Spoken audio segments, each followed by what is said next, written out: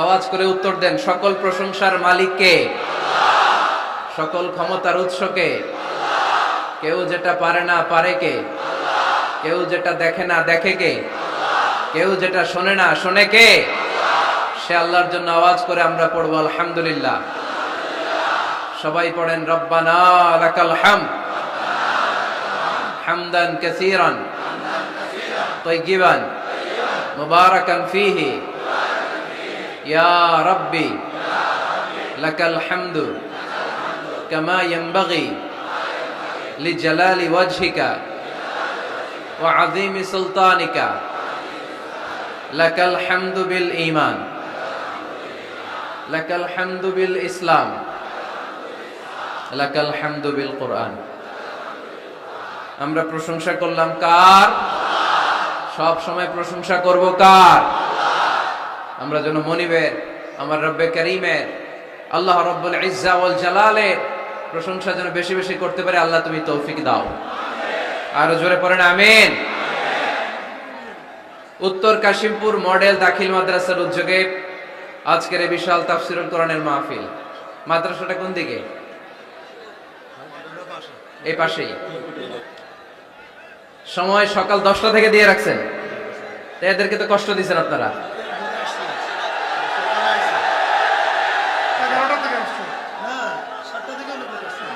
আরে কয়টায় আসছেন? কয়টায়? সকাল 7টায়, কেউ 8টায়, এরা একেবারে 7টার দিকে আসছে। ময়মনসিংহ থেকে ভাড়া করে আনছেন না এদেরকে? হ্যাঁ, ভাড়া করে আনা হয়েছে নাকি? একজনকে খুশি করার জন্য আমরা আসি, চিল্লায় বলতে হবে তিনি কে? আল্লাহ। আমার যে ভাইগুলো এই কষ্ট করে সকাল থেকে বসে আছে, আমরা এই ভাইদের জন্য দোয়া করি, আল্লাহ তাআলা আজকের এই মহামিলন মেলাকে কবুল করুক, এই প্রোগ্রামকে আমাদের নাজাতের ওসিলা বানাক। এখানে যেমনি একসাথে বসলাম, জান্নাতেও যেন একসাথে থাকতে পারে, আল্লাহ তৌফিক দান করেন। আজকের এই প্রোগ্রামের সভাপতিত্ব করছেন আলহাজ হযরত মাওলানা মশিউর রহমান খন্দকার সাহেব, প্রতিষ্ঠাতা পরিচালক কত্র মাদ্রাসা ও প্রিন্সিপাল পাঠাননগর আমিনিয়া ফাজিল ডিগ্রি মাদ্রাসা ছাগলনাইয়া। আসছে হুজুর? আচ্ছা আচ্ছা, আসেন। মাশাআল্লাহ। ফেনীর নেতারা কোরআনের পক্ষে, ঠিক কিনা? 64 জেলার সব নেতাগুলো কোরআনের পক্ষে থাক, আমরা চাই কি চাই না? বাংলার 56,000 বর্গ মাইলের প্রতিটা ইঞ্চি মাটি কোরআনের ঘাঁটি হোক, আমরা চাই কি চাই না? আমরা এই বাংলাদেশে কোরআনের ঘাঁটি করতে চাই, আমরা ইসলামকে বিজয়ী শক্তি হিসেবে দেখতে চাই, ঠিক কিনা? এরপরে আমার নানা ভাই আছেন পাশে, ডক্টর শামসুদ্দিন আমার নানা ভাই, তারপর ডক্টর মুজাম্মেল হক আজহারি আছেন, তারপরে এই যে এয়ারপোর্টে গেলে ভাই ভিআইপি লাউঞ্জে খুব সময় দেন, এরকম অনেকে আছেন। সব ওলামা হযরতের নাম যদি আমি বলতে পারতাম ভাল লাগতো।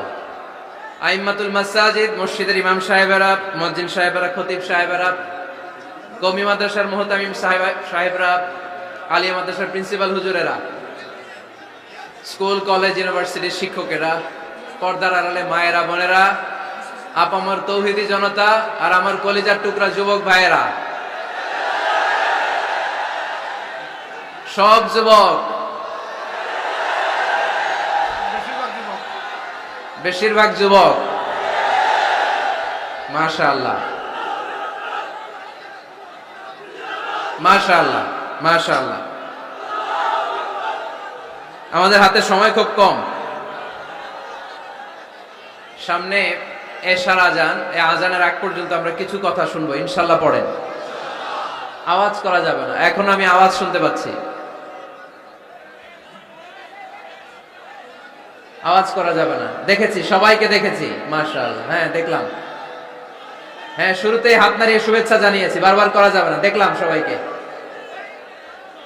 থামতে হবে এবার। মাশাআল্লাহ। ফেনের ছেলেরা অনেক ভদ্র, এত বড় গ্যাদারিং কিন্তু অল্পতেই থেমে গেছে। অন্যান্য জায়গায় অনেক চিৎকার চেঁচামেচি করতে হয়, আলহামদুলিল্লাহ একটা আওয়াজ হবে না।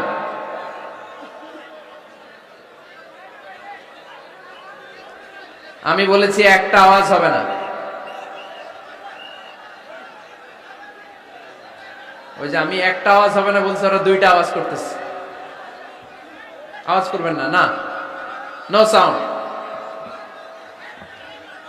আজকে আমরা সূরাতুল হুজরাত থেকে কথা শুনবো। কোন সূরা থেকে? হুজরাত। সবাই বলেন হুজরাত। হুজরাত শব্দটা হুজরা শব্দের প্লুরাল, অর্থ হচ্ছে কামরা। মসজিদে ইমাম সাহেবের হুজরা আছে না নাই? ইমাম সাহেবের কামরা আছে না? আছে। তো আল্লাহ রাসূল সাল্লাল্লাহু আলাইহি সাল্লামের এরকম হুজরাখানা ছিল। এট এ টাইমে আল্লাহর হাবিব সাল্লাল্লাহু আলাইহি সাল্লামের 9টা হুজরাখানা ছিল, যেখানে 9 জন বিবি বসবাস করতেন। কিছু বেদুইন লোকজন এসে কেমন করে বিশ্বনবী সাল্লাল্লাহু আলাইহি সাল্লামের সাথে আচরণ করতে হবে এটা জানতো না। তাদের মধ্যে সভ্যতা ভব্যতার ছোঁয়া স্পর্শ লাগেনি। পরে আমরা নিজেরা নিজেদেরকে যেমনি ডাকি, তারাও এসে বিশ্বনবীকে এভাবে ডাকা শুরু করলো। কারো নাম যদি হয় আব্দুল্লাহ, আব্দুল্লাহর বন্ধু তারা ডাকবে এই আব্দুল্লাহ। কারো নাম যদি হয় করিম, তার বন্ধুটা ডাকে এই করিম। কারো নাম যদি হয় আবু বকর, তার বন্ধুটা ডাকে এই আবু বকর। কিন্তু বিশ্বনবী সাল্লাল্লাহু আলাইহি সাল্লামকে কি এই মুহাম্মদ এভাবে ডাকা যাবে? না, ডাকা যাবে না। যদিও তিনি মানুষ, কিন্তু অসাধারণ মানুষ। যদিও তিনি নবী, তিনি মহানবী। তিনি সব নবীদের নবী, ঠিক কি না? As a father, as a teacher, as a commander, as a lawgiver, as a lawmaker, Muhammad is the superman of the world. সুবহানাল্লাহ পড়েন। আমার নবীর চাইতে শ্রেষ্ঠ কোন মানুষ গোটা বিশ্বে দ্বিতীয়টা হতে পারে? আমার নবীর চাইতে the most trustworthy personality, বিশ্বস্ত মানুষ এই পৃথিবীতে হতে পারে? সে কোন বন্ধু বলো বড় বিশ্বস্ত, সে কোন বন্ধু বলো বেশি বিশ্বস্ত, কার কাছে মন খুলে দেয়া যায়, কার কাছে প্রাণ খুলে দেয়া যায়, হওয়া যায় অতি আশ্বস্ত, তার নাম আহমদ বড় বিশ্বস্ত। সুবহানাল্লাহ পড়ে। আল্লাহ শিখাতে চাইলেন এই বেদুইন লোকেরা সাবধান, যাকে তোমরা ডাকছো তিনি সাধারণ মানুষ নন। তাকে ইয়া মুহাম্মদ উখরুজ ইলাইনা, এই মুহাম্মদ এই ঘর থেকে বের হয়ে আসো, এমন করে বেয়াদবের মতো ডাকা যাবে? বিশ্বনবী সাল্লাল্লাহু আলাইহি সাল্লামকে ডাকতে হবে ইয়া নবী আল্লাহ, ওনাকে ডাকতে হবে ইয়া রাসূল আল্লাহ, ওনাকে ডাকতে হবে ইয়া হাবিব আল্লাহ, ঠিক কি না? শিষ্টাচার শিক্ষা দিলেন। আল্লাহ বুঝাতে চাইলেন তোমরা যদি অপেক্ষা করতে অনেক ভালো হতো। ওয়ালাউ আন্নাহুম সাবারু হাত্তা তাখরুজা ইলাইহিম লাকানা খায়রাল লাহুম।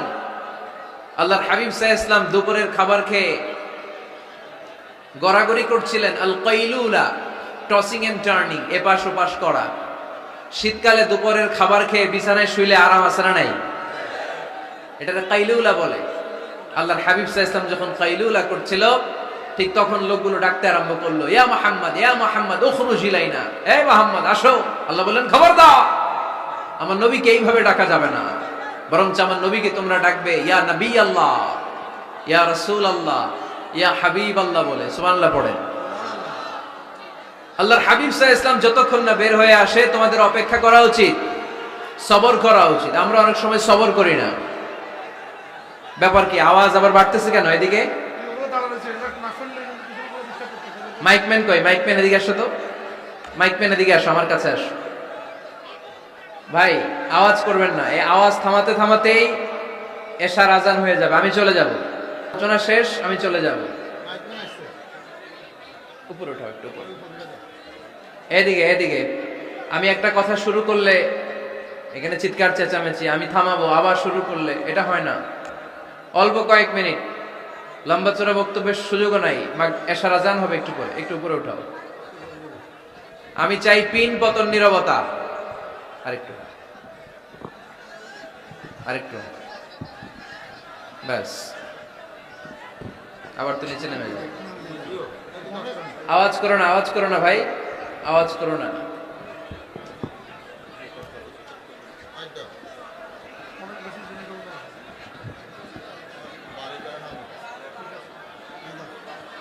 থামতে হবে, থামতে হবে।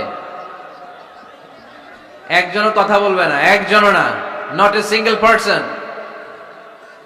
হ্যাঁ ঠিক আছে, আবার কথা বলে। এটা ঠিক হয়ে গেছে, হ্যাঁ ঠিক আছে। তাহলে আমরা আমাদেরকে যেইভাবে ডাকি, আল্লাহর হাবিব সাল্লাল্লাহু আলাইহি ওয়াসাল্লামকে ওইভাবে ডাকা যায় না। আল্লাহ বললেন, খবরদার, তোমাদের উচিত ছিল অপেক্ষা করা যতক্ষণ না আল্লাহর হাবিব সাল্লাল্লাহু আলাইহি ওয়াসাল্লাম বিশ্রাম শেষ করে বাইরে বেরিয়ে আসে। তাই কারো বাসায় গেলে অপেক্ষা করবেন যতক্ষণ না উনি আসে, আর যাওয়ার আগে অ্যাপয়েন্টমেন্ট নিয়ে যাবেন। আজকের প্রথম মেসেজ, কারোর সাথে দেখা করার আগে কি নিয়ে যাবেন? ফ্যানের ছেলেরা কথা বলে না, অ্যাপয়েন্টমেন্ট নিয়ে যেতে হবে। অনেকে খালি অস্থিরতা করে, চেয়ারম্যান সাহেবের বাড়িতে গেছে, সিগনেচার লাগবে, যেই অস্থির, আরে বেরোয় না কেন? চেয়ারম্যান সাহেব আসে না কেন? এতক্ষণ ধরে বসে আছে। এরকম বিরক্ত, খালি কমপ্লেইন করে, অভিযোগ করে, এরকম কিছু লোক আছে না নাই? খেয়াল রাখবেন, যারা ব্যর্থ, জীবনে ব্যর্থ, তারা সবসময় শুধু কমপ্লেইন করে, অভিযোগ। মানুষের কাছে অভিযোগ, আল্লাহর কাছে অভিযোগ, আমার এইটা নাই, ওইটা নাই, আল্লাহ আমার এইটা দেও নাই, ওইটা দেও নাই। আর সফল ব্যক্তিরা কখনো অভিযোগ করে না, খালি শুকরিয়া করে, ঠিক কিনা? Now the decision is yours, you wanna be successful or unsuccessful. আপনি সফল হতে চান না ব্যর্থ হতে চান? তাহলে সফল হলে সবসময় পড়তে হবে আলহামদুলিল্লাহ। কি পড়বেন? হুজুরের সাথে দেখা করতে গেছে, যে হুজুর আসে না কেন, কতক্ষণ ধরে বসে আছে। আরে হুজুরও মানুষ, হুজুরও অসুস্থ হয়, হুজুরেরও ফ্যামিলি আছে, হুজুরের ঘুমানো লাগে, হুজুর রোবট না। আমাদের যখন অ্যাপয়েন্টমেন্ট নেয়, মেপে দেয়, হুজুর এই তো সহজ, আপনি এটা করে আসবেন, এরপরে হেলিকপ্টার রেডি, এরপরে ওইটাতে যাবেন, ওইখান থেকে হেলিকপ্টার রেডি। আমি রোবট, হুজুর কি রোবট? হুজুর তো মানুষ না। এগুলো করবেন না, ধৈর্য ধরতে শিখুন, একটু স্থির হন। স্টপ, অনেক হয়েছে, আর না। অস্থির জীবন আমরা চাই না। এই কোরআন আমাদেরকে অস্থির সময়ে স্বস্তির বাণী শোনায়, ঠিক কিনা? কিসের বাণী শোনায়? স্বস্তির বাণী। কোন সময়ে? অস্থির সময়ে স্বস্তির বাণী শোনায় কোরআন, ঠিক কিনা? এজন্য আজকের প্রথম মেসেজ হচ্ছে, কারো বাসায় গেলে পারমিশন নিতে হবে। দরজার সামনে যেয়ে আগে সালাম দিবেন 3 বার। কয়বার? অনুমতি চাইবেন, অনুমতি দিলে ঢুকবেন, অনুমতি না দিলে বের হয়ে চলে আসবেন। পারা যাবে? এজন্য রব্বুল আলামিন বলেন, ইয়া আইয়ুহাল্লাযীনা আমানু লা তাদখুলু বুয়ুতান গায়রা বুয়ুতিকুম হাত্তা তাস্তানিসু ওয়া তুসাল্লিমু আলা আহলিহা যালিকুম খায়রুল লাকুম লাআল্লাকুম তাযাক্কারুন। সুবহানাল্লাহ পড়েন। আল্লাহ ডেকে বললেন, ও ঈমানদারেরা, শোনো শোনো, তোমরা যখন অন্য কারো বাড়িতে যাবে, খবরদার অনুমতি না নিয়ে, সালাম না দিয়ে ঘরে ঢুকে যেও না। দরজার সামনে দাঁড়িয়ে থাকো, দরজার সামনে দাঁড়িয়ে দাঁড়িয়ে 3 বার অনুমতি চাও, তারপরে সালাম দাও। অনুমতি দিলে ঢুকবা, নচেত চলে যাবা, ঠিক কিনা? এই আইনটা কার? ফেনীবাসী কি আইনটা মনে রাখতে পারবে? কারো বাসায় যাওয়ার আগে অ্যাপয়েন্টমেন্ট নিয়ে যাব, আর যে হুট করে দরজার ভিতরে ঢুকে যাব না, অপেক্ষা করব। You have to wait. তিনি আসতে বললে এরপরে ঢুকবো, মনে থাকবে? কারো ঘরে অনুমতি না নিয়ে ঢুকা কবিরা গুনাহ। কি গুনাহ? আমরা এগুলোর ইসলাম মনে করি না, আমরা ম্যানার জানি না, আমরা সোশ্যাল নর্মস জানি না। আমরা মনে করি নামাজ, রোজা, হজ, যাকাত, জিকির এগুলাই ইসলাম, ঠিক কিনা? ধরাবাঁধা ইসলাম হিন্দু ধর্মের মতো গদবাঁধা কোনো ধর্ম নয়। আমাদের মসজিদ এটা গির্জা, প্যাগোডা, সিনাগোগ আর গুরুদ্বারার মতো যে কোনো ইবাদতগাহ নয়। আমাদের মসজিদগুলো আমাদের সামাজিক ঐক্যের কেন্দ্রবিন্দু। আমাদের ইসলাম হচ্ছে আমাদের জীবন চালানোর মেথোডোলজি। কেমন করে এই লাইফটা সুন্দর হবে, স্মুথ হবে, তার সব নির্দেশনা কোরআনের ভেতরে আছে না নাই? এজন্য বিশ্বনবী বললেন, খবরদার কারো ঘরে যাওয়ার আগে সালাম দাও, পাশাপাশি অনুমতি চাও। এক সাহাবী দাঁড়িয়ে বললেন, ইয়া রাসূলুল্লাহ, ইয়া হাবিবাল্লাহ, আমার ঘরে আমরা কেবল দুইজন থাকি, দুইটা ঘর। এক ঘরে থাকে আমার আম্মা, আরেক ঘরে থাকে আমি। আফাস্তাদিনু আলা উম্মি, আমি কি আমার মায়ের ঘরে ঢোকার আগে অনুমতি নেওয়া লাগবে নাকি? নবী, হ্যাঁ, দুইটা রুম আমার ঘরে, এক রুমে আমি, আরেক রুমে আমার মা।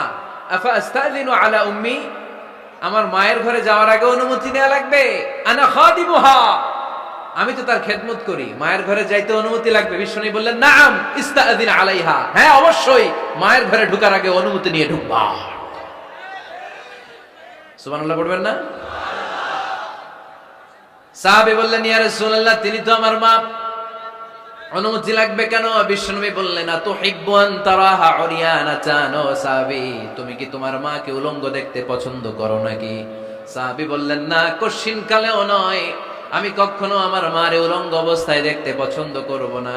বিশ্বনবী বললেন, তাহলে অবশ্যই অনুমতি নিয়ে ঢুকবা। যদি মারে উলঙ্গ দেখতে মনে না চায় তাহলে ঢুকবা, কারণ ঘরের ভিতরে কে কখন কোন পরিস্থিতিতে থাকে তার কোনো হিসাব আছে। এজন্য সালাম দিবেন, নক করবেন, অনুমতি চাইবেন, তখন নিজেকে নিজে ভিতরে যারা আছে, মহিলা হোক পুরুষ হোক, সামলে নিবে, গুছিয়ে নিবে, তারপরে আপনাকে ঢুকার ব্যবস্থা করে দিবে, ঠিক কিনা? তাহলে মায়ের ঘরে ঢুকতে হলে যদি অনুমতি লাগে, তাহলে বোনের ঘরে ঢোকার আগে অনুমতির দরকার আছে না নাই? আমার পাশের ঘর হচ্ছে আমার ভাইয়ের ঘর, ভাইয়ের ঘরে ঢোকার আগে অনুমতির দরকার আছে না নাই?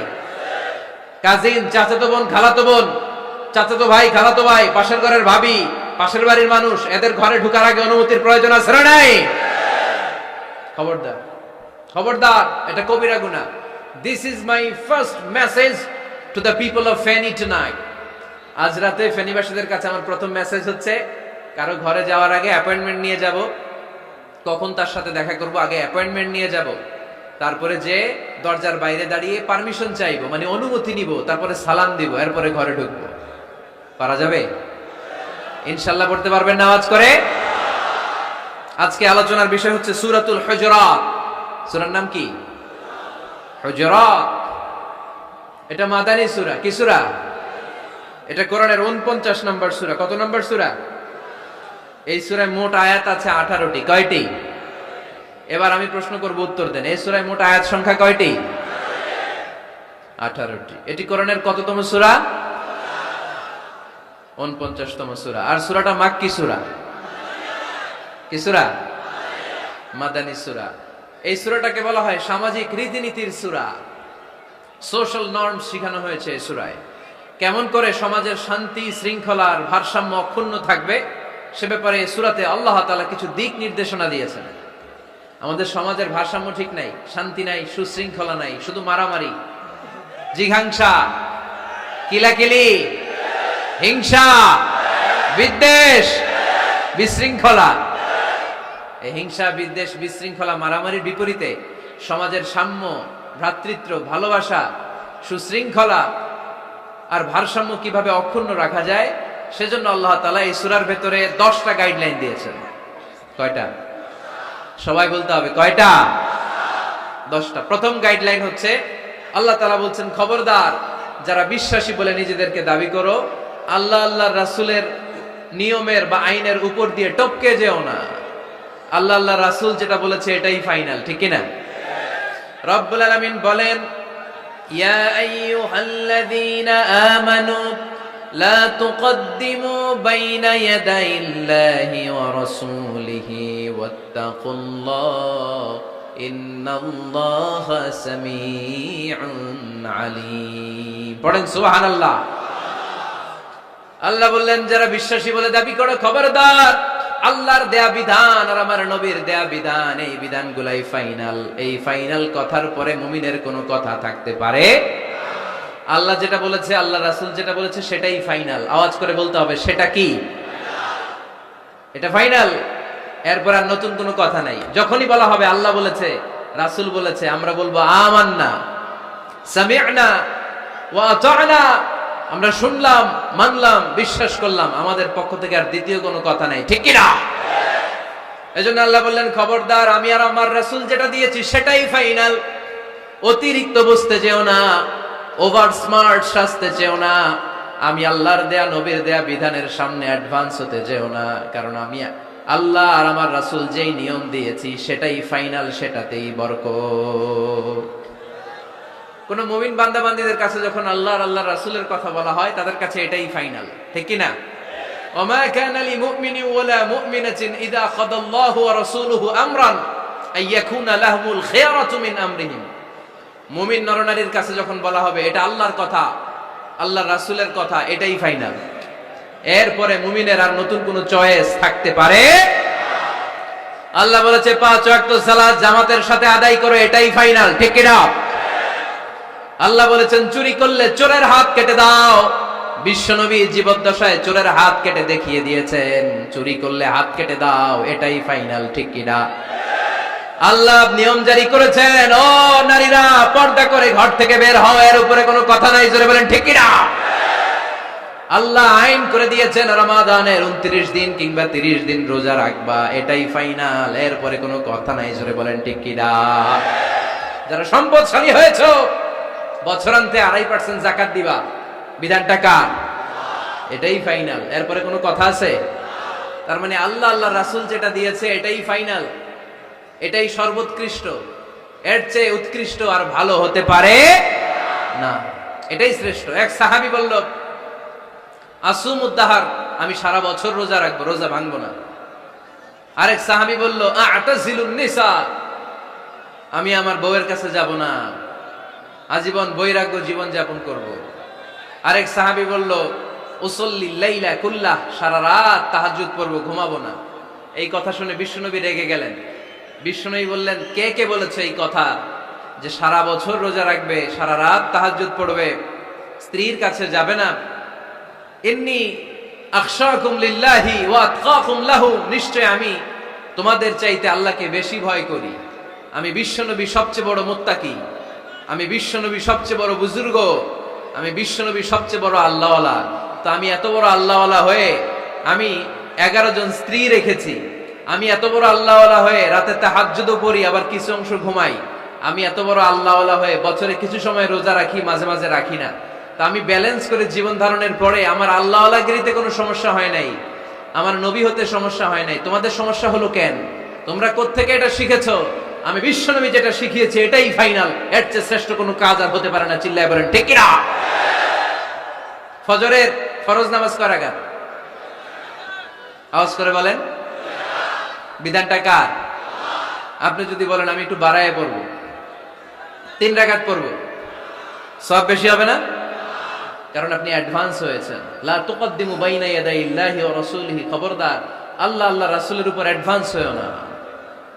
রমাদানের রোজা 30টা, আপনি যদি বলেন 35টা রাখবো, ফেনীর ভাইয়েরা রমজানের পরে আরো 5টা যদি একাধারে রাখেন, রমজান মনে করে আল্লাহ কবুল করবে? কবুল করবে? তার মানে আল্লাহ আল্লাহ রাসূল যেটা বলেছে এটাই ফাইনাল, এর চেয়ে বেশি কিছু আর ইবাদত করা যাবে, এর চেয়ে শ্রেষ্ঠ ইবাদত হতে পারে না। বিষ্ণু ইসলাম বললেন সারা রাত তাহাজ্জুদ পড়লে এটা শ্রেষ্ঠ ইবাদত নয়, বরং রাতের কিছু অংশ ঘুমাবা, কিছু অংশ তাহাজ্জুদ পড়বা।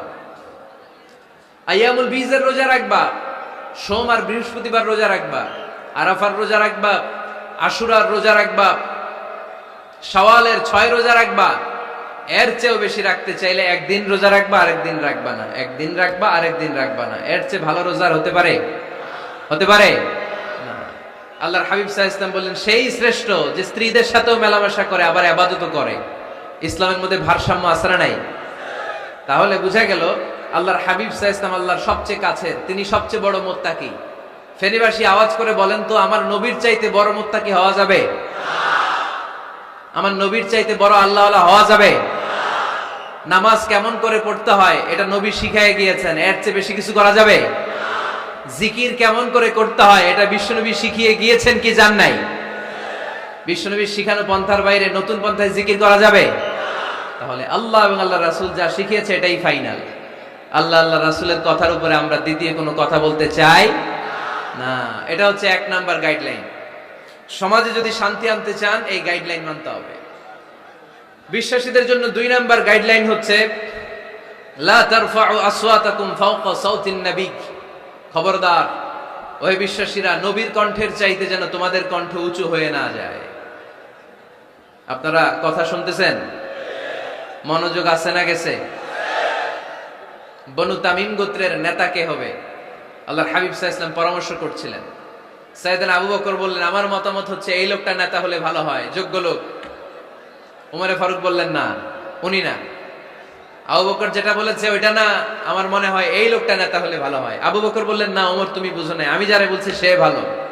উমরে ফারুক বলে, না আবু বকর, আমি যাকে বলেছি সে ভালো। এরকম মতামত দিতে দিতে, তর্ক করতে করতে বিশ্বনবীর গলার চাইতে সাহাবীদের গলার আওয়াজ বড় হয়ে গিয়েছে। আল্লাহ এটা আরশের উপর থেকে বরদাস্ত করে নাই। আল্লাহ বলেছেন, খবরদার, লা তারফাউ আসওয়াতাকুম ফাওকা সাউতিন নবী, নবীর কণ্ঠের চাইতে তোমাদের কণ্ঠ যেন উঁচু হয়ে না যায়। আমার নবীকে আমি তোমাদের বন্ধু বানিয়েছি, তোমাদের কাছে রেখেছি, তার মানে এই নয় যা মন চায় তাই নবীর সাথে আচরণ করবা, ঠিক কি না? কখনো যেন নবীর কণ্ঠের চাইতে কণ্ঠ উঁচু হয়ে না যায়। যদি নবীর গলার আওয়াজের চাইতে তোমাদের গলার আওয়াজ উঁচু হয়ে যায়, তোমাদের জীবনের সব নেক আমলগুলোকে আমি বাতিল করে দেব। আল্লাহ ধমক দিয়ে বললেন, খবরদার, ইয়া আইয়ুহাল্লাযীনা আমানু লা তারফাউ আসওয়াতাকুম ফাওকা সাওতিন নবী ওয়া লা তাজহারু লাহু বিল কওলি কাজহারি বা'দিকুম লিবা'দিন আন তাহবাতা আ'মালুকুম ওয়া আনতুম লা তাশউরুন। পড়েন সুবহানাল্লাহ। আল্লাহ বললেন, খবরদার, আমার নবীর কণ্ঠের চাইতে যেন তোমাদের কণ্ঠ উঁচু হয়ে না যায়। আমার হাবিবের কণ্ঠের চাইতে তোমাদের কণ্ঠ যদি উঁচু হয়ে যায়, বেয়াদবি হয়ে যাবে, ফলে তোমাদের সব নেক আমল বাতিল করে দিবে কে? এই আয়াত নাজিল হওয়ার পরে সাহাবারা কেউ বিশ্বনবীর সামনে এসে বড় গলায় কথা বলে না, আস্তে আস্তে বলে। কেমনে বলে? ওমরে ফারুক এই আয়াত শুনে এত ভয় পেলেন, তিনি বিশ্বনবীর কাছে কোনো কথা নিয়ে আসলে ফিস ফিস করে বলতেন। বিশ্বনবী শুনতে পেতেন না, বলতেন, এই ওমর কি বলছো, বুঝি নাই, জোরে বলো। ওমরে ফারুক সাউন্ড বাড়িয়ে জোরে বলতেন। বিশ্বনবী বলতেন, এই কি বলেছো, এদিকে আসো, জোরে বলো। আমি শুনতে পাচ্ছি না, ওমর আরো জোরে বলো। ওমরে ফারুক আবার একটু সাউন্ড বাড়িয়ে আবার বলতে আরম্ভ করতেন। বিশ্বনবী বলতেন, আমি শুনতে পাচ্ছি না, জোরে বলো। সুবহানাল্লাহ পড়েন। ভয়ে, আন তাহবাতা আ'মালুকুম ওয়া আনতুম লা তাশউরুন, খবরদার, নবীর কণ্ঠের চাইতে যদি কণ্ঠ উঁচু হয়ে যায়, সব নেক আমল বাতিল করে দিবে কে? আপনারা যারা হজ উমরা করেছেন, হজ আর উমরা করতে পেরেছেন কারা কারা দেখি? মাশাআল্লাহ। যারা করতে পারি নাই আমরা, আমাদেরকেও যেন আল্লাহ তাআলা তৌফিক দান করে, আমরা পড়ি আমিন। আমরা যেন কাবার চারপাশে তাওয়াফ করতে পারি, সাফা মারওয়ায় যেন সাই করতে পারি, আল্লাহর হাবিব সাল্লাল্লাহু আলাইহি ওয়াসাল্লামের কবরের সামনে দাঁড়িয়ে যেন আমরা সালাতু সালাম পাঠ করতে পারি। আওয়াজ করে পড়তে হবে আমিন। বিশ্বনবী সাল্লাল্লাহু আলাইহি ওয়াসাল্লামের কবরের উপরে এই আয়াতটা লেখা, যে আয়াত নিয়ে আমি এখন আপনাদের সামনে আলোচনা করছি। লা তারফাউ আসওয়াতাকুম ফাওকা সাওতিন নবী। দেখছেন না হাজী সাহেবরা, দেখে আসছেন না?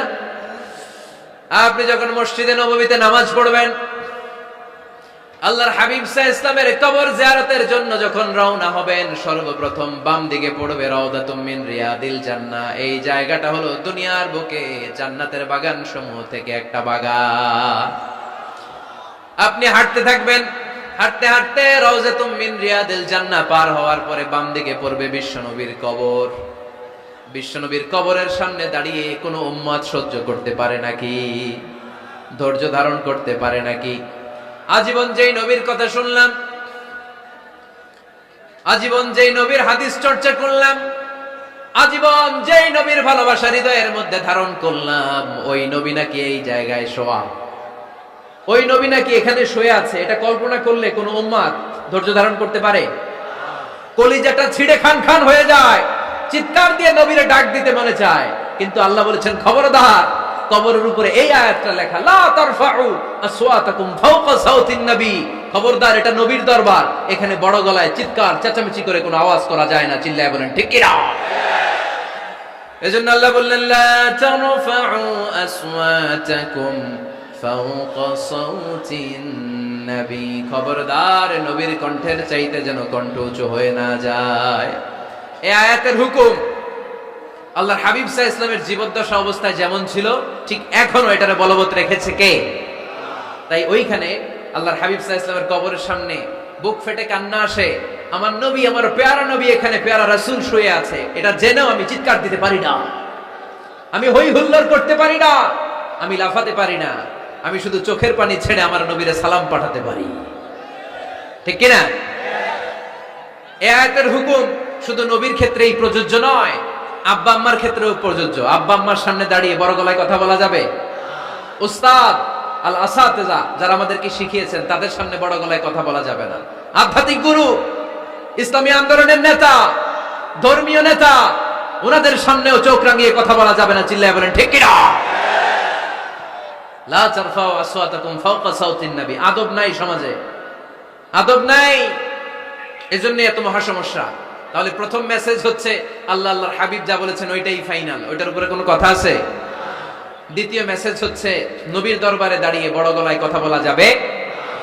3 নম্বরে আল্লাহ বললেন, ইয়া আইয়ুহাল্লাযীনা আমানু ইন জাআকুম ফাসিকুম বিনাবাইন ফাতাবায়ানু। ও বিশ্বাসীরা, ও ঈমানদার বান্দারা, তোমাদের সামনে যদি কোনো পাপাচারী, কোনো ফাসিক যদি কোনো খবর নিয়ে আসে, খবরটা বিশ্বাস করার আগে যাচাই করে নিও। ফাতাবায়ানু ইয়ানি ফাতাসাব্বাতু আন সিহহাতিল খবর, খবরটা সহিহ কিনা যাচাই করার দরকার আছে না নাই? ইযা ইন জাআকুম ফাসিকুম বিনাবাইন ফাতাবায়ানু। ফেনীবাসী মনোযোগ দিয়ে শুনেন, কেউ যদি কোনো তথ্য নিয়ে আসে, খবর নিয়ে আসে, শুনেই হুট করে বিশ্বাস করা যাবে না। ফেসবুকে প্রায় বিভিন্ন ফেক নিউজ আছে না নাই? রুমর, গুজব আছে না নাই? আমি তখন মালয়েশিয়া, হঠাৎ করে দেখলাম নিউজের মধ্যে অনেকে স্ট্যাটাস দিতে শুরু করেছে যে পেঁয়াজের মতো লবণেরও দাম বেড়ে গেছে। এটা কি সত্য নিউজ না গুজব? জোরে বলেন। গুজব। আসলে কি লবণের দাম বাড়ছিল? বাড়ে নাই, কিন্তু না জেনেই অনেকে শেয়ার দিচ্ছে। এজন্য ফেসবুকে কোনো নিউজ যদি আপনি দেখতে পান, শুনতে পান, verify, justify the news whether it's true or wrong. Check, make a cross check and double check regarding the authenticity of the report. এই রিপোর্টটা সঠিক কিনা ভেরিফাই করবেন আগে, তারপরে শেয়ার মারবেন। অনেকে আছে সিলে কান নিয়ে গেছে, শুনে সিলের পিছনে দৌড়। আগে কি সিলের পিছনে দৌড়াবেন নাকি কানে হাত দিবেন? নিউজ একটা দেখলেই শেয়ার দেয়া যাবে? কি করবেন? যাচাই করবেন। You have to cross check, you have to justify the news, you have to verify the news. আমরা প্রায় নিউজ একটা দেখলেই শেয়ার দেই। হয়তো একটা ভুল নিউজ আপনি শেয়ার দিয়েছেন, এই ভুল নিউজের কারণে পুরো সমাজের মধ্যে গোলমাল, এর দায়ভার আপনার কাঁধেই বর্তাবে। আওয়াজ করে বলেন ঠিক কিনা? এই ভুয়া নিউজগুলোতে আমাদের খুব আগ্রহ। ফেসবুক নিজের মন মতো ব্যবহার করা যাবে না। প্রায় ফেসবুকে অনেক রুমর পাবেন, গুজব, অনেক স্ক্যান্ডাল। অমুক নেতার গোপন ভিডিও ফাঁস। তো অমুক নেতার গোপন ভিডিও ফাঁস, তোর কি হয়েছে? তোর সমস্যা কি? ওইটা তোর শেয়ার দেয়া লাগবে কেন? চিল্লায় বলেন ঠিক কিনা? মানুষের দোষ আমরা গোপন করতে পারি না।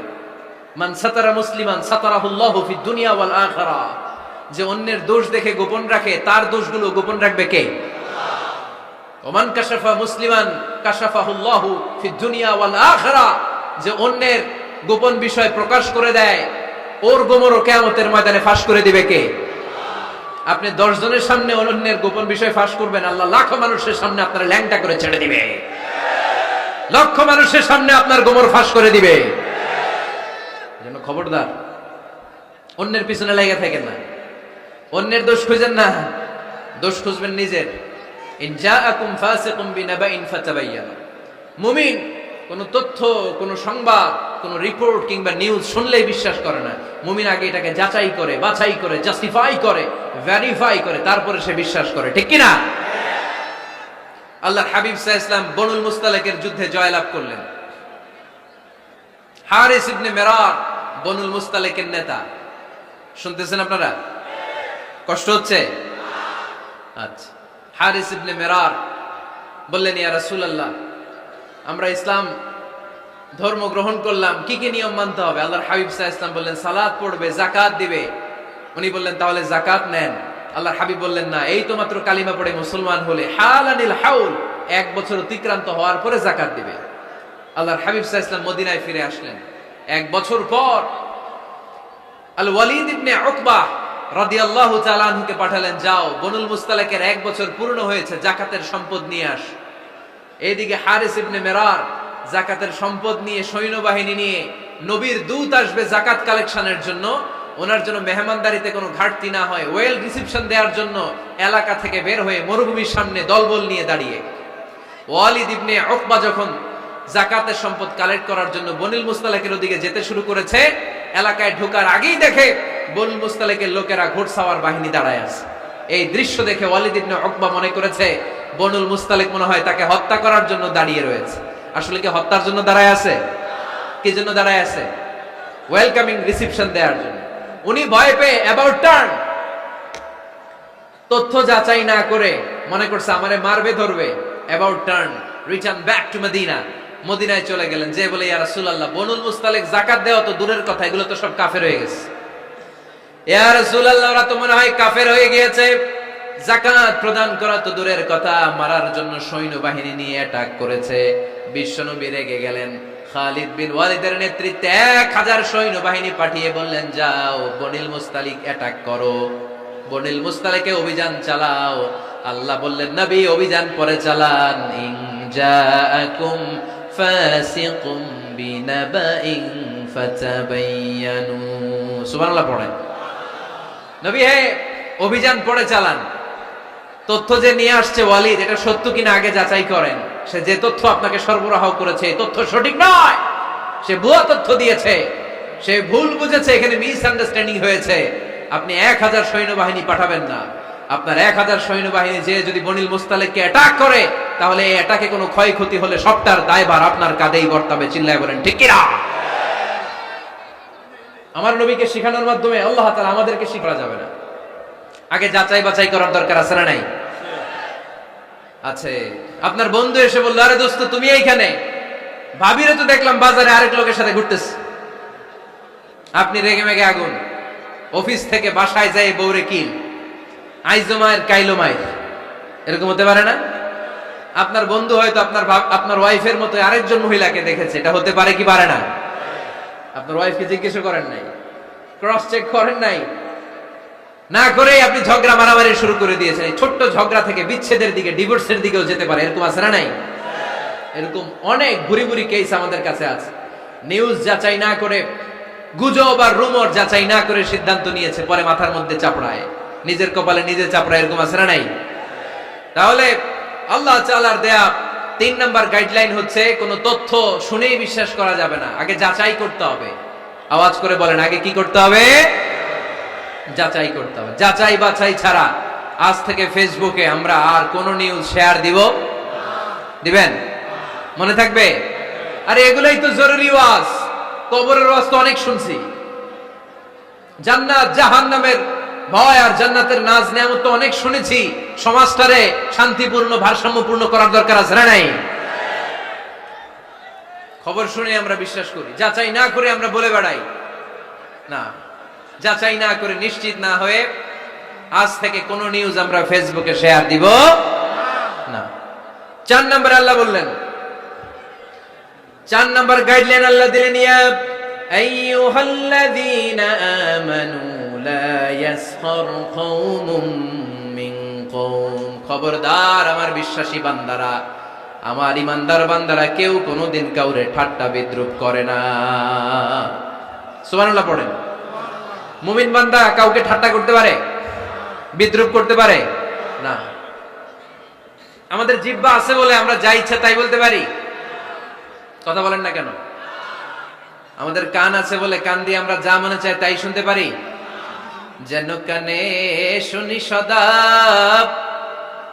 তোমার কালাম, হে খোদা, চোখে যেন দেখি শুধু কোরআনের আয়াত। শোনো আমার মুনাজাত, শোনো শোনো ইয়া ইলাহি আমার মুনাজাত, শোনো আমার মুনাজাত। সবাই আওয়াজ করে পড়েন আমিন।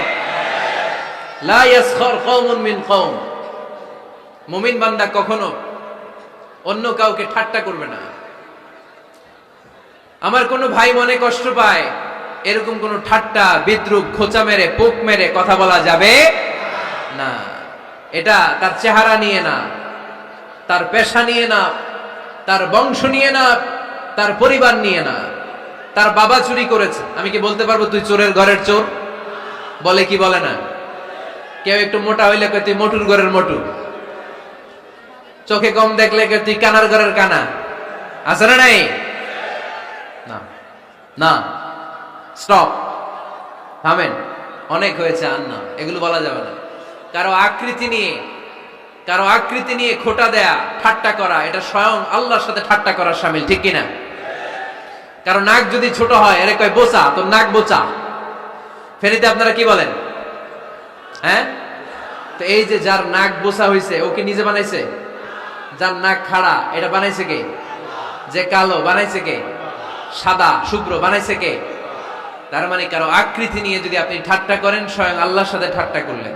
কারণ কেউ কারো চেহারা বানানোর দায়িত্ব পায় নাই। মাতৃ গর্ভে থাকতেই আমাদের চেহারার আকৃতিগুলো দান করেছে কে? হুয়াল্লাযী ইউসাউইরুকুম ফিল আরহামি কাইফা ইয়াশা লা ইলাহা ইল্লা হুয়াল আজিজুল হাকীম। তিনি এমন সত্তা, তোমরা যখন তোমাদের মায়ের পেটের ভেতরে ছোট্ট একটা ভ্রূণ কণা ছিলা, তখনই তোমাদের চেহারার আকৃতি দিয়েছে কে? মায়ের পেটে থাকতেই কে ছেলে হবে, কে মেয়ে হবে, কে সুশ্রী হবে, কে শ্যামলা হবে, কার নাক লম্বা হবে, কারটা খাটো হবে, এগুলো ফিক্স করে রেখেছে কে? এজন্য কখনো কারো চেহারা, কারো আকৃতি নিয়ে ঠাট্টা বিদ্রুপ করা যাবে না। কারণ এই চেহারা আমরা বানাই নাই, বানাইছে কে? প্রত্যেককে যদি আল্লাহ তাআলা প্রত্যেকের নিজের চেহারা ডিজাইন দেওয়ার সুযোগ দিত, তাহলে আমরা আমাদের চেহারা কি এরকম বানাইতাম? কি করতাম? আপনাকে যদি আপনার চেহারা তৈরি করার ডিজাইন আল্লাহ দিত, যে তুমি যেমন মনে চায় নিজের চেহারাটার ডিজাইন দাও, কেমন বানাতেন নিজেকে? কথা বলেন, কয়েকজন বলেন না? হ্যাঁ, সবচাইতে সুন্দর করে আমি আমার অবয়বটাকে তৈরি করতাম। কোন নারীকে যদি তার চেহারার ডিজাইন তৈরি করার সুযোগ আল্লাহ দিতেন, সে নারী তাকে বিশ্ব সুন্দরী করে তৈরি করত, ঠিক কিনা? এটা আল্লাহ আমাদেরকে দেয় নাই, এটা আল্লাহ তাআলা নিজ হাতে রেখেছে, নিজে করেছে। তাই কারো আকৃতি নিয়ে ব্যঙ্গ করলে স্বয়ং আল্লাহর সাথে ব্যঙ্গ করার শামিল। চিল্লায় বলেন ঠিক কিনা? সাইয়েদনা ইবনে মাসউদ রাদিয়াল্লাহু তাআলা আনহুর পায়ের নলা ছিল চিকন। হাদিসে এসেছে দাকিকুস সাকাইন, ওনার পা দুইটা ছিল চিকন খেজুর পাড়ার জন্য। ইবনে মাসউদ রাদিয়াল্লাহু তাআলা আনহু যখন খেজুর গাছে উঠলেন, সাহাবারা সাইয়েদনা ইবনে মাসউদের পা দেখে হাসাহাসি শুরু করে দিল। বিশ্বনবী বললেন, খবরদার খবরদার, ইবনে মাসউদের চিকন পা দেখে তোমরা হেসো না। ইবনে মাসউদের চিকন পা দেখে তোমরা হাসো। কিয়ামতের ময়দানে ইবনে মাসউদের এই চিকন পা গুলো যদি মিজানের পাল্লায় রেখে দেওয়া হয়, এই পা দুইটার ওজন উহুদ পাহাড়ের চেয়ে ওজনওয়ালা হয়ে যাবে। এজন্য খবরদার, জিহ্বা আছে বলে যে কোনো কমেন্ট করবেন না। এই আবার কি হইছে দেখি, আওয়াজ কেন? হ্যাঁ, আর কি দেখবেন? এখনই তো বিদায় নেব আমি, চুপ করেন না, এবার থামেন। জিহ্বা আছে বলেই যে কোনো ধরনের মন্তব্য করা যাবে না। আল্লাহর হাবিব সাল্লাল্লাহু আলাইহি ওয়াসাল্লাম বলেছেন, মাইয়াদমান লি মা বাইনা লিহিয়াইহি ওয়া মা বাইনা রিজলাইহি আদমান লাহুল জান্নাহ। ও আমার উম্মতেরা, তোমাদের মধ্য থেকে কেউ যদি আমাকে দুইটা অঙ্গের গ্যারান্টি দেয়, কয়টা অঙ্গের? সবাই বলতে হবে কয়টা? আমার কোন উম্মত যদি আমাকে দুইটা অঙ্গের গ্যারান্টি দেয় যে তারা এই দুই অঙ্গের পাপ করবে না, আমি তাদেরকে জান্নাতের গ্যারান্টি দেই। এক নম্বরে মা বাইনা লিহিয়াইহি, দুই চোয়ালের মাঝখানে যা থাকে মানে জিহ্বা। আমার কোন উম্মত যদি আমার গ্যারান্টি দেয়, জিহ্বা দিয়ে কোনো মিথ্যা বলবে না, কাউরে বাজে কথা বলবে না, ঠাট্টা বিদ্রূপ করবে না, জিহ্বা দিয়ে যে পাপ কাজগুলো হয় এগুলো করবে না। আর দুই রানের মাঝখানে যে অংশ আছে লজ্জাস্থান, এই দুইটা অঙ্গের গ্যারান্টি যদি আমার কোন উম্মত আমারে দেয়, আমি আমার ওই উম্মতকে জান্নাতের গ্যারান্টি দিয়ে দেব। খবরদার ফেনীবাসী, খবরদার। মন চাইলেই যা মনে চাই মুখ দিয়ে বলা যাবে। আমার রাসূল সাল্লাল্লাহু আলাইহি ওয়াসাল্লামের 11 জন স্ত্রী, এর মধ্যে একজন স্ত্রী ছিলেন একটু স্থূল আকৃতির, মানে মোটা। কি ছিলেন জানেন? ওই স্ত্রীর নাম কি? সফিয়া। কি নাম? সফিয়া বিনতে হুয়াই ইবনে আখতাব। উনি আল্লাহর হাবিব সাল্লাল্লাহু আলাইহি ওয়াসাল্লামের সব স্ত্রীদের মধ্যে থেকে একটু স্থূলকার ছিলেন, একটু ফেটি ছিলেন, মোটা ছিলেন। আম্মা জান আয়েশা একবার ওনার প্রতি রেগে আল্লাহ রাসূল সাল্লাল্লাহু আলাইহি ওয়াসাল্লামের কাছে বিচার দিলেন যে আপনার মুটি বউ, মুটকি বউ। আল্লাহর হাবিব সাল্লাল্লাহু আলাইহি ওয়াসাল্লাম এই কথা শুনে রেগে গেলেন। আয়েশা, এটা তুমি কি বললা? তুমি সফিয়ারে মুটি বলে গালি দিলা। লাকাদ কুলতিলা কালিমাতান লাউ মুসিজাতহু লা মাসাজাতিল বাহর। আয়েশা, তুমি এমন একটা কথা সফিয়ার শানে বলেছো, এই কথাটাকে যদি সাগরের মধ্যে ঢেলে দেওয়া হয়, এই কথাটার তিক্ততা আর পঙ্কিলতা পুরো সাগরের নীল পানিকে মুহূর্তে কালো করে দিবে। এজন্য খবরদার, জিহ্বা সামলান। সাহাবারা রাদিয়াল্লাহু তাআলা আনহু আজমাইন, ওনারা জিহ্বা ধরে মাঝে মাঝে জিহ্বার মধ্যে বাড়ি দিতেন আর কাঁপতেন আর বলতেন, জিহ্বা, তোর কারণে কিয়ামতের দিন আমরা আল্লাহর কাছে ধরা খেয়ে যাব। মুমিন চাইলেই এই মুখ দিয়ে যা মনে চায় বলতে পারে। তাহলে 4 নাম্বার গাইডলাইন হচ্ছে লা ইয়াসখার কওমুন মিন কওম, কোন বিশ্বাসী বান্দা কখনো অন্য বিশ্বাসী বান্দাকে ঠাট্টা বিদ্রূপ করতে পারবে। 5 নম্বরে আল্লাহ বললেন ওয়ালা তালমিজু আনফুসাকুম, খবরদার অন্যের দোষ খুঁজবা না। ও আমার বিশ্বাসী বান্দারা, নিজের দোষ খোঁজো, অন্যের দোষ খোঁজো না। দেখেন সমাজটারে শান্তিপূর্ণ বানানোর জন্য আল্লাহর পক্ষ থেকে কি সুন্দর মোরাল এন্ড এথিক্যাল ইনস্ট্রাকশনস, কি চমৎকার গাইডলাইন। অন্যকে ঠাট্টা করো না। ওয়ালা তালমিজু আনফুসাকুম, নেভার ডিফেম ইচ আদার, একে অপরের দোষ খোঁজো না, নিজের দোষ খোঁজো। কার দোষ খুঁজবেন? আরো জোরে বলতে হবে, কার দোষ খুঁজবেন? অন্যের দোষ খোঁজা যাবে? কিছু লোক আছে দেখবেন সারা দিন চায়ের দোকানে বসে এই বাড়িতে এই সমস্যা, ওই বাড়িতে এই সমস্যা, ওই বাড়িতে এই সমস্যা, তোর বাড়িতে কি সমস্যা? কিছু লোক আছে এই হুজুরের এইটা খারাপ, এই হুজুরের ওইটা ভালো না, এইটা খারাপ, এইটা সমস্যা, এটা সমস্যা, তোর কি সমস্যা? তোর সমস্যা তুই খুঁজে বের কর, নিজের সমস্যা খুঁজে বের কর। যে নিজে নিজের সমালোচনা করতে পারে সেই সর্বাপেক্ষা বুদ্ধিমান। এজন্য খবরদার আমার কলিজার টুকরা যুবক ভাইয়েরা, কখনো কাউকে ব্যঙ্গ করে, বিদ্রূপ করে, ছোট করে কোনো মন্তব্য করা যাবে না। কখনো অন্যের দোষ খোঁজা যাবে না। দোষ আমরা খুঁজবো, নিজের দোষ, ঠিক কিনা? দোষ আমরা খুঁজবো, কার দোষ? চিল্লায় বলতে হবে, কার দোষ? নিজের দোষ খুঁজতে হবে। যারা নিচু মনের মানুষ, এরা মানুষের দোষ নিয়ে কথা বলে। Small people talk about people, average people talk about things and stories, and great people talk about ideas. যারা নিচু মনের মানুষ, এরা মানুষের দোষ নিয়ে কথা বলে। যারা মাঝারি ধরনের মানুষ, এরা এলাকার ঘটনা বিভিন্ন বিষয় নিয়ে কথা বলে। আর যারা বড় মনের মানুষ, এরা আইডিয়া নিয়ে কথা বলে। তারা তাদের আইডিয়াকে কাজে লাগিয়ে সমাজটারে পাল্টে দিতে চায়। যুগ জামানা পাল্টে দিতে চাই না অনেকজন, এক মানুষই আনতে পারে জাতির জাগরণ। এক মানুষই বিপদকালে বাঁচায় কাফেলায়, ক্ষুদ্র ডিঙ্গি বাঁচায় জাহাজ অসীম দরিয়ায়। এজন্য নিজেকে শুধরাতে হবে। ওয়ালা তালমিজু আনফুসাকুম, অন্যের দোষ খোঁজো না, নিজের দোষ খোঁজো। তাহলে ফেনীবাসীরা, এই হোক আমাদের স্লোগান, আমরা নিজেদের দোষ খুঁজবো বেশি, অন্য কারো দোষ কখনো খুঁজবো। আপনি নিজে ঠিক হয়ে যান, দুনিয়া এমনি ঠিক হয়ে যাবে। নিজে ঠিক তো দুনিয়া ঠিক। নিজেকে শুধরান। অন্যের দোষ দেখে তো আমার লাভ নাই। ও কি করছে এটা ও জবাব দিবে, আমি কি করেছি আল্লাহর সুপ্রিম কোর্টের কাঠগড়ায় সেদিন আমাকে জবাব দিতে হবে। চিল্লায় বলো ঠিক কিনা? এজন্য অন্যের দোষ যেন আমরা না খুঁজি, নিজেকে যেন পরিবর্তন করি। পরিবর্তন করতে রাজি আছি তো সবাই? পরিবর্তনের অগ্রনায়ক হতে রাজি আছি তো সবাই? সিদ্ধান্ত নিতে হবে, শক্ত সিদ্ধান্ত। দাঁড়াতে হবে, সৈনিকের মতো দাঁড়াতে হবে, ঠিক কিনা? আধারে ভয় পেও না, আলো আছে আড়ালে, অন্ধকার পালিয়ে যাবে তুমি উঠে দাঁড়ালে।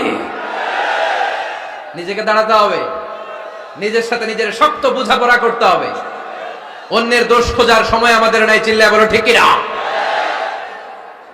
দোষ খোঁজা যাবে না, নিজের দোষ নিজের আমরা খুঁজবো। বসেন বসেন। কি ঢুকছে এখানে? হ্যাঁ, কারেন্টে শক করছে। সাপ, সাপ আওয়াজ শুনতে আসে।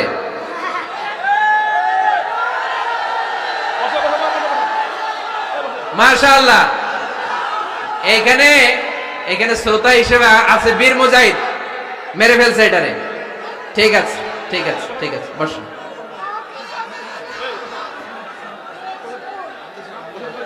এখনো কথা বাকি, বসেন। একটা আওয়াজ হবে না, একটা আওয়াজ হবে না। আবার আওয়াজ হয় এখানে। তাহলে ফেনীর ভাইয়েরা অন্যের দোষ খুঁজবে না, নিজের দোষ খোঁজা যাবে? যাবে যাবে? ক্লান্ত হয়ে গেছেন? কষ্ট হচ্ছে? তারপরে 7 নম্বরে আল্লাহ বললেন ওয়ালা তানাবাযু বিল আলকাব, ওয়ালা তানাবাযু বিল আলকাব। এই ছেলে রাই, আমি এখনই উঠে যাব, বিদায় নিচ্ছি, বসো। বসেন ভাই, বসেন। এগুলো অনেক জরুরি কথা, মনোযোগ দিয়ে শুনেন। ওয়ালা তানাবাযু বিল আলকাব, মানুষকে মন্দ নামে ডেকো না। অনেকের নাম চেঞ্জ করে ডাকি, আছে না নাই? না, আমার কলিজার টুকরা ফেনীর ভাইয়েরা, আজ থেকে কখনো কারোর নাম চেঞ্জ করে আমরা ডাকবো না। যে নামে তাকে ডাকলে সে খুশি, আমরা ওই নামে ডাকবো, পারবো তো? কারণ প্রত্যেকের নামটা প্রত্যেকের কাছে বড্ড দামি, প্রত্যেকের নামটা প্রত্যেকের কাছে বড্ড প্রিয়। আপনার নাম কি? লিটন ভাই, মাহবুল হক লিটন ভাই। আপনার কাছে মনে হইতে পারে আরে লিটন একটা নাম হইলো, তো কত আছে আমাদের এলাকায়। না, এলাকায় অনেক আছে ঠিক, কিন্তু লিটন ভাইয়ের কাছে লিটন নামটা খুব আদরের, যত্নের, ঠিক কিনা? আমার নাম কি? আমার নাম মিজান। আরে মিজান একটা নাম হইলো নাকি? কত নাম আছে মিজান, এলাকার সিপাই কইরাস। এটা ঠিক, অনেক নাম আছে মিজান নামে, কিন্তু যেহেতু এটা আমার নাম, আমার কাছে এই নামটা বড় দরদের, বড় যত্নের, বড় আদরের। কারণ এই নামটা আমার পরিচয় বহন করে। ভাইয়ের নাম কি? স্বপন। স্বপন ভাই এলাকায় অনেক আছে না? তো সিম্পল একটা নাম, কিন্তু না, স্বপন মিয়াজি ভাইয়ের কাছে এটা সিম্পল না, এই নামটা ওনার কাছে বড় যত্নের। মানুষ তার নাম খুব পছন্দ করে, নিজের নামের। কারণ দেখবেন কাগজ আর কলম পাইলে সবাই নিজের নাম লেখে, খালি নিজের নামের সিগনেচার দেয়, আছে না নাই? এরপরে দেখবেন যে কক্সবাজারে গেলে সাগরের তীরে বালু পাইলেই বালুর মধ্যে নিজের নাম লেখে, আবার ওই নামের পাশ দিয়ে লাভও আঁকে, আছে না নাই? আমি অনেক দেখেছি, সাগর পারে গেলেই মানুষের মন উথাল পাতাল করে, তো সাগরের বালিতে নিজের নামটা বড় করে লেখে, চারদিক দিয়ে লাভ, মানে এই নামটারে আমি লাভ করি। এটা প্রমাণ করে প্রত্যেকে নিজের নামটারে বড্ড বেশি ভালোবাসে, ঠিক কিনা?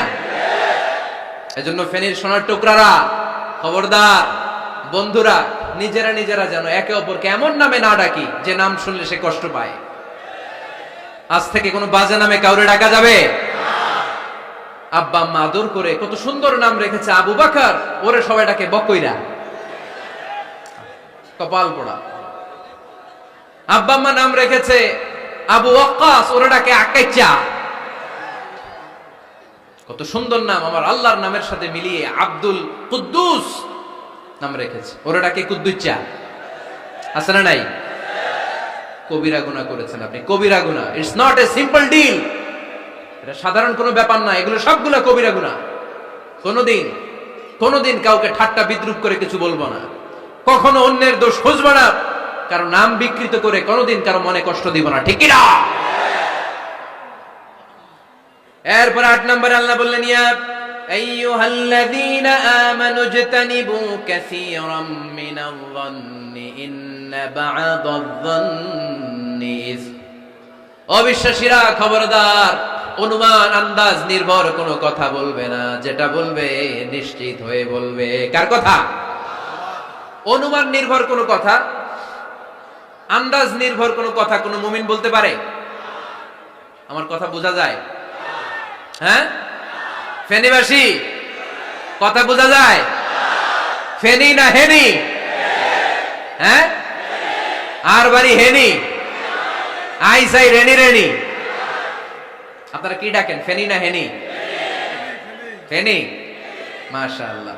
মাশাআল্লাহ, খুব সচেতন ফেনীবাস। দেখছেন দেখছেন, আপনাদের জেলা নিয়ে কিছু বললে খারাপ লাগে না? লাগে। তো নোয়াখালী করে গালি দিয়েন না, চিটাঙ্গারে গালি দিয়েন না, কুমিল্লাবাসীদেরকে গালি দিয়েন না। আমার 64 জেলায় সুজলা সুফলা শস্য শ্যামলা, ঠিক কিনা? 64 জেলা নিয়ে আমার এই বাংলাদেশ। প্রত্যেক জেলায় আমাদের সৌন্দর্য আছে না নাই? এক এক জেলার ভাষার সাথে আরেক জেলার ভাষার কোনো মিল। সিলেটে ছিল আমার গতকাল মাহফিল, তা আমি জিজ্ঞেস করছি, ভাই সাহেব খিতা খররা, আপনারা বালা আসেননি? তো মহা খুশি, কারণ ওদের ভাষায় কথা বলেছি, ওরা ওদের ভাষাটারে বড্ড ভালোবাসে। আমরা প্রত্যেকে আমাদের প্রত্যেকের জেলাটারে বড্ড পছন্দ করি, ঠিক কিনা? ইজতানিবু কাসীরাম মিনাজ যান, আন্দাজ অনুমান নির্ভর কথা মুমিন কখনো বলতে পারে না। এজন্য আল্লাহর হাবিব বললেন, ইয়াকুম ওয়ায-যান ফাইন্নায যান্না কাযাবুল হাদিস, খবরদার তোমাদের উচিত আন্দাজ অনুমান নির্ভর কথা থেকে বেঁচে থাকা, কেননা অনুমান করে কথা বললে পাপ হয়। অনুমান করে কথা বললে কি হয়? আজকে থেকে আমার ফেনীর সোনার টুকরারা অনুমান করে আন্দাজে কোনো কথা বলবো আমরা? বলবো না। ধারণা করে কিছু বলবো না, আর ধারণা করলেও ভালো ধারণা করব। কি ধারণা? রাস্তা দুইটা, একটা পজিটিভ আর একটা নেগেটিভ। মুমিন পজিটিভ ধারণা করে, মুমিন কখনো নেগেটিভ ধারণা করে না। তাহলে কোন দিকে যাব, পজিটিভ না নেগেটিভ? আওয়াজ করে, পজিটিভ না নেগেটিভ? যারা মুনাফিক এরা ইয়াত্তাবিউনা ইল্লা যান ওয়া ইন্না যান্না লা ইউগনি মিনাল হাক্কি শাইআ। যারা মুনাফিক এরা আন্দাজ অনুমান নির্ভর মানুষের ব্যাপারে কথা বলে, আর আন্দাজ অনুমান কখনো সত্যের বিকল্প হতে পারে না। আন্দাজ অনুমান কখনো সত্যের বিকল্প হতে পারে? এজন্য দৃষ্টিভঙ্গি বদলান, জীবনকে বদলায় দিবে কে? আমরা কখনো কোনো নেগেটিভ কথা বলবো না, অলওয়েজ পজিটিভ। অলওয়েজ কি? এই যে আমার হাতে কি দেখা যায়? পানির বোতল, তাই না? এখানে অর্ধেক পানি ভরাস। কাউকে যদি প্রশ্ন করি, ভাই কি দেখতে পাচ্ছেন, একদল বলবে এখানে অর্ধেক বোতল খালি দেখা যায়।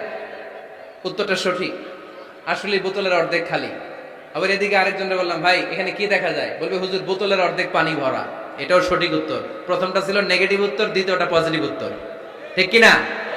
যারা সবসময় নেগেটিভ চিন্তা করে এরা খালি জায়গাটা দেখছে যে পানি নাই, আর যারা সবসময় পজিটিভ চিন্তা করে এরা পানি যে ভর্তি অর্ধেক ওইটা দেখছে। আমরা নেগেটিভের দিকে যাব না, মুসলমান থাকবে সব সময় always positive, come back positive, not go back negative. চিল্লায় বলতে হবে, ঠিক কিনা? কখনো আন্দাজ অনুমান নির্ভর আমরা কিছু বলবো না। 9 নাম্বার, একেবারে শেষের দিকে চলে আসছি। 9 নাম্বার আল্লাহ বললেন, খবরদার ওয়ালা তাজাসসু, গোয়েন্দাগিরি করো না। গোয়েন্দাগিরি করা হারাম। গভর্নমেন্ট যে গোয়েন্দা বিভাগ রেখেছে এটা না, এটা দেশের আইন শৃঙ্খলা বজায় রাখার জন্য এটা জরুরি। আল্লাহর হাবিব সাল্লাল্লাহু আলাইহি ওয়াসাল্লামেরও নিজস্ব গোয়েন্দা ছিল, কিন্তু আমরা যে নিজেরা গোয়েন্দাগিরি করি এটারে হারাম ঘোষণা করেছে কে? অনেকে আছে দেখবেন জানলা একটা খোলা থাকলে উকি মারে। আলহামদুলিল্লাহ ফেনীতে এগুলা নাই।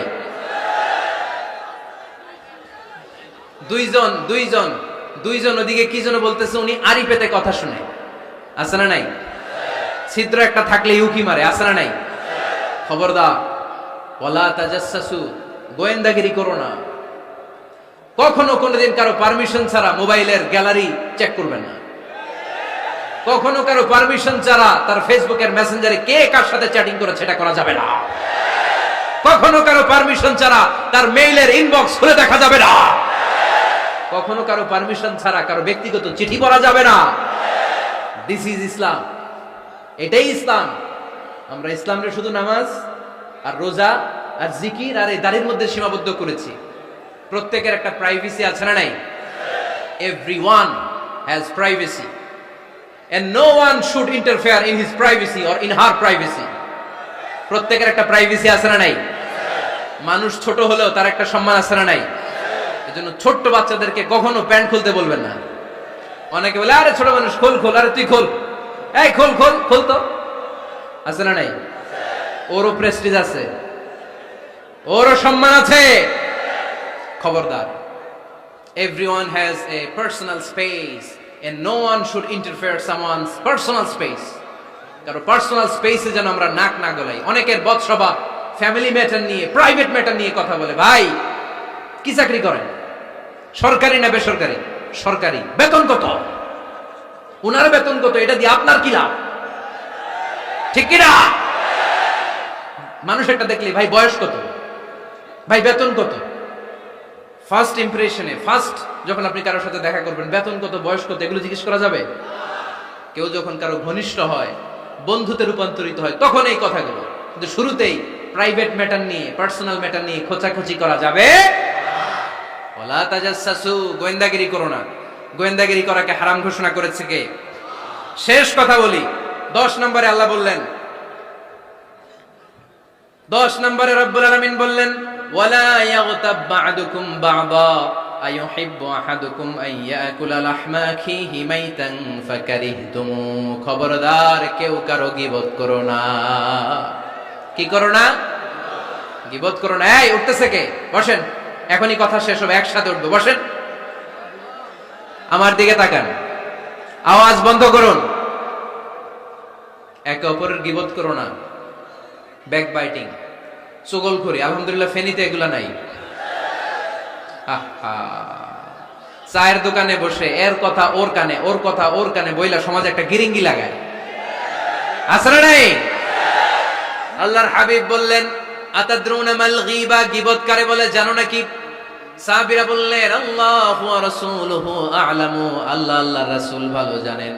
বিশ্বনবী বললেন, যিকরুকা আখাকা বিমা ইয়াকরাহু, তোমার কোন ভাইয়ের অনুপস্থিতিতে তার ব্যাপারে এমন কোন কথা বলা যেই কথা শুনলে সে মনে কষ্ট পাবে। গীবত কারে বলে বুঝছেন? আপনার ভাইয়ের অনুপস্থিতিতে আপনার ভাইয়ের ব্যাপারে এমন কোন কথা বললেন যেটা শুনলে সে মনে কষ্ট পাবে। এক সাহাবী বললেন, আফারাইতা ইন কানা ফি আখি মা আকুল, নবী আমি আমার ভাইয়ের ব্যাপারে যেটা বলছি এটা যদি সত্যিই হয়, তার মধ্যে যদি আসলেই এই সমস্যা থাকে, তাইলে? আল্লাহর হাবিব বললেন, আরে তাইলেই তো গীবত। আর যদি তোমার ভাইয়ের মধ্যে এই দোষ না থাকে, বানায়ে বলো, তাহলে এটা গীবত না, গীবতের চেয়ে ভয়ঙ্কর। ফাকাদ বাহাতাহু, এটার নাম বহতান আর মিথ্যা অপবাদ। চিল্লায় বলেন ঠিক কিনা? কোন মুমিন গীবত করতে পারে? গীবত করার মৃত ভাইয়ের পচা গোশত খাওয়ার সমান। কোন মুমিন কখনো গীবত করতে পারে? এখন হালাল পন্থায় গীবত চলে আমাদের দেশে। কিভাবে জানেন? কথা শুরু করে এইভাবে, কথা বললে তো গীবত হয়ে যায়, বললে তো গীবত হয়ে যায়, তারপরেও বলি একটু, আছে না নাই? হালাল পন্থায় গীবত কি কমু ভাইজান, বললে তো গীবত হয়ে যায়। হালাল করতেছে এটা, হালাল হালাল হালাল না, বললে যদি গীবত হয়ে যায় তো বলবেন কেন? থামেন। কোন মুমিন কখনো গীবত করতে পারে? মেরাজের রাতে আল্লাহর হাবিব সাল্লাল্লাহু আলাইহি ওয়াসাল্লাম দেখলেন কিছু লোক, লাহুম আযফারুম মিন নুহাস, তামার আগুন দিয়ে নখ বানানো, নখর ধারালো, ইয়াখদাশুনা বিহি উজুহাহুম ওয়া সুদুরাহুম, তারা তাদের নখ দিয়ে জাহান্নামে নিজের গালের গোশতগুলো, বুকের গোশতগুলো ছিঁড়ে ছিঁড়ে খাচ্ছে, আর তাদের ব্যথা যন্ত্রণা দেখে পুরো জাহান্নামের অন্য লোকরা থারথার করে কাঁপছে। আল্লাহর হাবিব বললেন, ইয়া জিবরিল মান হুম মান হাউলা, এরা কারা? সাইয়েদনা জিবরিল বললেন, হুম আহলুল গীবাতি মিন উম্মাতিক, এরা আপনার উম্মতের মধ্যে চায়ের দোকানে বসে বসে যারা গীবত করেছিল তারা। এজন্য কোন মুমিন গীবত করতে পারবে না। অন্যের গীবত আমরা করব না, দোষ খুঁজলে নিজের দোষ খুঁজবো। এই 10টা গাইডলাইন এই ফেনী জেলায় যদি কালকে থেকে ইমপ্লিমেন্ট হয়, আপনাদের কি মনে হয় ফেনীর কোন এলাকাতে, কোন থানাতে মারামারি, বিশৃঙ্খলা এগুলো থাকবে? থাকবে? সব শেষে আল্লাহ তাআলা আমাদেরকে ঐক্যবদ্ধ হওয়ার কথা বললেন। আল্লাহ 5 বার বিশ্বাসীদেরকে ডাক দিলেন, 6ষ্ঠবারে আল্লাহ দুনিয়ার সবাইরে ডাক দিলেন, আস্তিক নাস্তিক হিন্দু বৌদ্ধ এদেরকে ডেকে আল্লাহ শেষ করলেন। শেষ কথা শুনতে মনে চায়? এতক্ষণ আল্লাহ বলছে ইয়া আইয়ুহাল্লাযীনা আমানু, এর মানে কি? ওহে ঈমানদারগণ। এবার আল্লাহ ডাক দিছে ইয়া আইয়ুহান নাস। এবার আল্লাহ কি বলে ডাক দিছে? আওয়াজ করে বলতে হবে, কি বলে? এবার আল্লাহ বললেন, ইয়া আইয়ুহান নাস ইন্না খালাকনাকুম মিন যাকারিন ওয়া উনসা ওয়া জাআলনাকুম শুউবান ওয়া ক্বাবাইলা লিতাআরাফু ইন্না আকরামাকুম ইনদাল্লাহি আতকাকুম। পড়েন সুবহানাল্লাহ। আল্লাহ ডেকে বললেন, ইন্না খালাকনাকুম মিন যাকারিন ওয়া উনসা, ও বিশ্বাসীরা, এটা বলে ডাকে নাই, ও মানব সকল, নিশ্চয় আমি তোমাদেরকে এক নারী আর এক পুরুষ থেকে তৈরি করেছি। ওই পুরুষের নাম কি? ফেনীবাসী আওয়াজ করে বলেন, আদম আলাইহিস সালাম। আর ওই নারীটার নাম কি? এই দুইজন থেকে গোটা পৃথিবী। তার মানে আসলে আমরা সব এক। আসলে কি? সব এক। নাস্তিকও আমার ভাই, হিন্দুও আমার ভাই, বৌদ্ধ খ্রিস্টানটাও আমার ভাই। ভ্রাতৃত্ব তিন ধরনের। একটা হচ্ছে মায়ের পেটের ভাই, এটাকে আরবিতে বলে আল উখুয়া আন নাসাবিয়্যা, মায়ের পেটের ভাই, উনি আমার মায়ের পেটের ভাই। আরেকটা আছে আল উখুয়া দ্বীনিয়া, দ্বীনি ভাই। এই যে আমরা সবাই এখানে একে অপরের কি ভাই? দ্বীনি ভাই। তিন নম্বরে হচ্ছে আল উখুয়া আল ইনসানিয়া, মানবতার দিক থেকে ভাই। সে দৃষ্টিকোণ থেকে হিন্দু আমার ভাই, বৌদ্ধ আমার ভাই, কারণ সেও মানুষ আমিও মানুষ। আমাদের সবার বাবার নাম কি? কথা কয় না? আদম আলাইহিস সালাম। সবার মায়ের নাম কি? দেখছেন, আমরা সবাই এক, সবাই এক।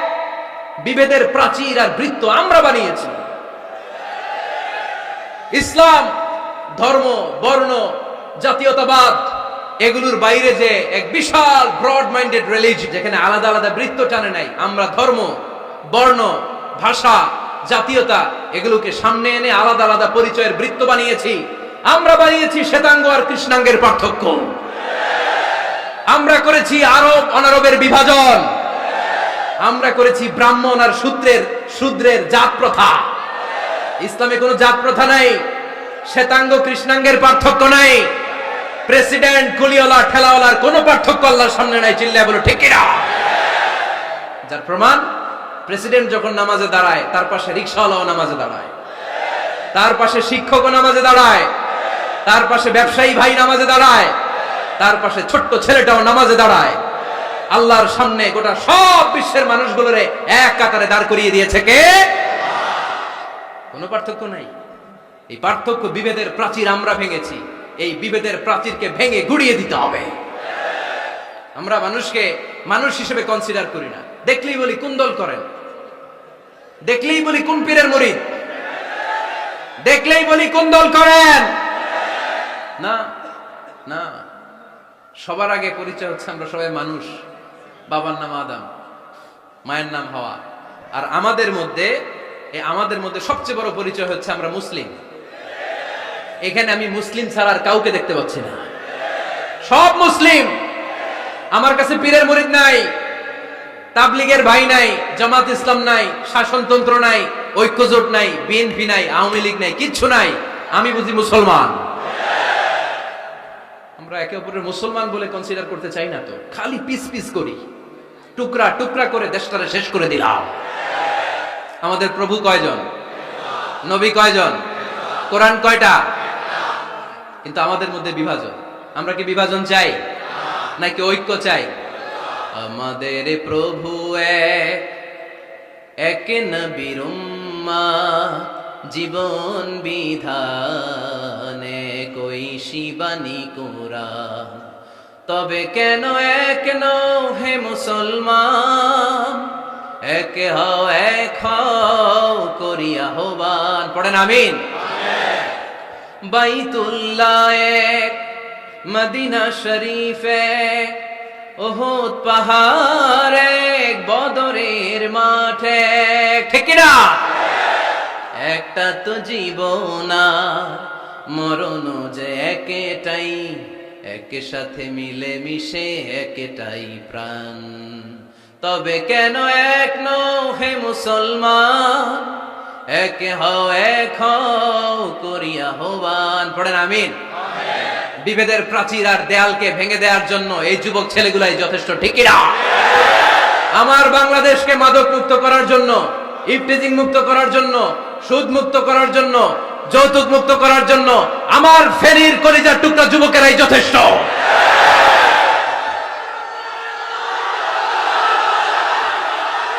অনেক নারী আছে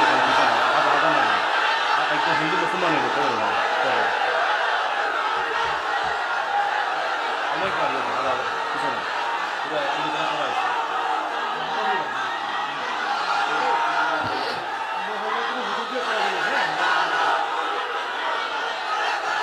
মাশাআল্লাহ। মাশাআল্লাহ, মাশাআল্লাহ। আমরা আসলে বিভেদের প্রাচীর তৈরি করতে চাই না। ঐক্যের কথা শুনলে আমরা আমাদের সবচেয়ে বড় পরিচয় মুসলিম, এটা শুনলেই আপনাদের মধ্যে যে উচ্ছ্বাস আর উদ্দীপনা, এটাই প্রমাণ করে ভেদাভেদ কখনো জনগণ চায় না। মুসলিম তৌহিদি জনতার হৃদয়ের ভেতরে ভেদাভেদ নাই, হিংসা নাই, বিদ্বেষ নাই। আমাদের আসল পুঁজি ভালোবাসা। আমাদের আসল পুঁজি কি? এই ভালোবাসা দিয়ে আমরা বিশ্ব জয় করতে চাই, ঠিক কিনা? পারা যাবে মুসলমান? আর যে 10টা গাইডলাইন, 10টা মেসেজ আজকে শেয়ার করলাম, এগুলো মানা যাবে তো? অনেক বোনেরা এসেছে, আমার বোনেরা, আমি তো দেখতে পাচ্ছি একেবারে ওই রাস্তা পর্যন্ত, এইদিকে অনেক পেছন পর্যন্ত, এদিকে অনেক ভাইরা। বিশাল জনসমুদ্রের আজকের এই আয়োজন, স্কুল মাঠ পুরোটাতে মহিলারা বসেছে। নারীদের জন্য একটাই কথা, 5 ওয়াক্ত সালাত জামাতের সাথে পড়বেন, রমাদানের রোজা রাখবেন, নিজের লজ্জাস্থানের হেফাজত করবেন, স্বামীর আনুগত্য করবেন। এই 4টা কাজ কোনো নারী করলে ওই নারীর জন্য 8টা জান্নাতের দরজা খুলে দিবে কে? আমাদের বোনগুলোকে আল্লাহ তুমি কবুল করো।